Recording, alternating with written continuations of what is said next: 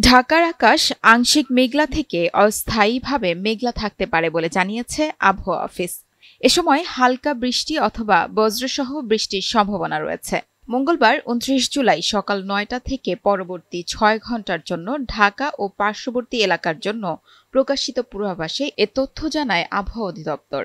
পূর্বাভাসে বলা হয়, দক্ষিণ ও দক্ষিণ-পূর্ব দিক থেকে ঘণ্টায় ১০ থেকে ১৫ কিলোমিটার বেগে বাতাস প্রবাহিত হতে পারে। দিনের তাপমাত্রা প্রায় অপরিবর্তিত থাকতে পারে বলে জানানো হয়েছে।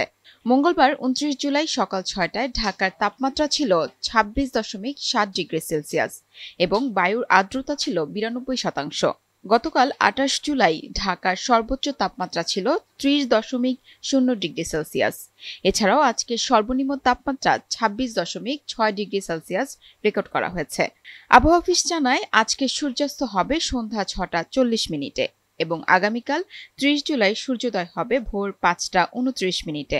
গত ২৪ ঘণ্টায় ঢাকায় ২৫ মিলিমিটার বৃষ্টিপাত রেকর্ড করা হয়েছে। বান্ডেল থাকলে প্রতি সেনমানিতে টাকা বাঁচবে। বিকাশ সেনমানি বান্ডেল কিনে জিতুন প্রতি লেনদেনে।